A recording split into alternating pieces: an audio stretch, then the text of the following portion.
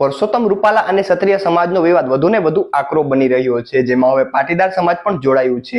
પાટીદાર સમાજના નેતા અને પોરબંદર લોકસભાના ઉમેદવાર લલિત વસોયાએ મહત્વનું નિવેદન આપ્યું છે. તો આવો જાણીએ. નમસ્કાર, હું છું રોનક મોઢવાડિયા અને આપ જોઈ રહ્યા છો ન્યૂ ગુજરાતી ન્યૂઝ. લલિત વસોયા આપની પાસે સોશિયલ મીડિયાના માધ્યમથી કોંગ્રેસના આગેવાન તરીકે નહીં, પોરબંદર લોકસભાના ઉમેદવાર તરીકે નહીં, પરંતુ એક પાટીદારના દીકરા તરીકે આપ સૌને વિનંતી કરવા આવ્યો છું.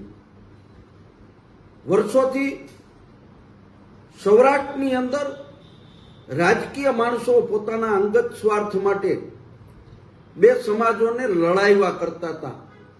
આખાએ સૌરાષ્ટ્ર, આખાએ ગુજરાતની અંદર ક્ષત્રિય વર્સિસ પાટીદાર ની લડાઈ વર્ષો સુધી ચાલી. બંને સમાજના આગેવાનોના પ્રયત્નથી આજે સૌરાષ્ટ્રની અંદર ભાઈચારાનું વાતાવરણ છે.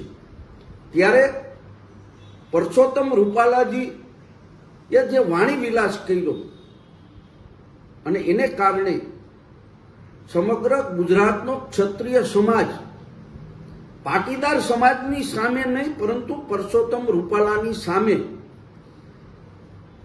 લડાઈ કરી રહ્યો છે.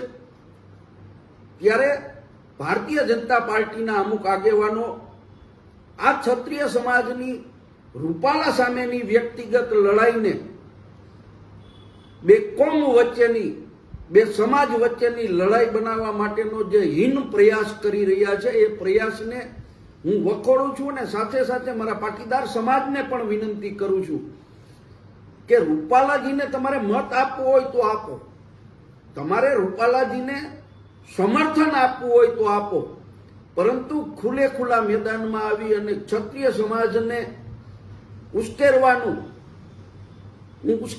એટલા માટે કહું છું કે રૂપાલાજીએ ક્ષત્રિય સમાજની બેન દીકરી ઉપર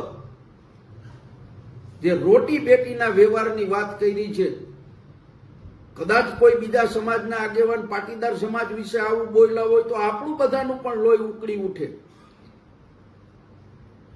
એટલા માટે આપ સૌને પણ વિનંતી કરું છું કે કોઈ પણ જાતની સોશિયલ મીડિયા ઉપર પોસ્ટ કોઈ પણ જગ્યાએ જાહેરમાં આવી અને આ લડાઈમાં કોઈના પણ હાથા બૈના વગર વાતાવરણ સુમેળભર્યું રહીએ એના માટેના આપણે સૌએ પ્રયત્ન કરવાના છે. રાજકીય માણસ હું હોઉં કે બીજો કોઈ હોય, એ ચૂંટણી ટાઈમે પોતાના રોટલા શેકવા માટે સમાજને અલગ કરવાના પ્રયત્નો કરતા હોય, ચૂંટણી પછી એ વયા જાય છે. ત્યારે ગામડાના જે સમાજના સામાન્ય અને નબળા માણસો છે, એ માણસોને બે કોમ વચ્ચે, બે જ્ઞાતિ વચ્ચે, બે સમાજ વચ્ચે જે વિભાજન થાય છે એ વર્ષો સુધી ભોગવવું પડે છે. અને સૌરાષ્ટ્રમાં આપણે આ વાતાવરણ જોયું છે. એટલે મારી સૌને વિનંતી છે કે કોઈ પણ આ રાજકીય લડાઈ હોય કે સામાજિક લડાઈ હોય, ક્યારેય કોઈના હાથા બૈના વગર ગામડાની અંદર રહેતા આપણા સમાજના ભાઈઓનો વિચાર કરી મહેરબાની કરી અને સોશિયલ મીડિયાની અંદર ક્ષત્રિય સમાજની વિરુદ્ધમાં કોઈ પોસ્ટ ન મૂકે, એવી મારી બે હાથ જોડીને પાટીદારના દીકરા તરીકે આપ સૌને વિનંતી છે.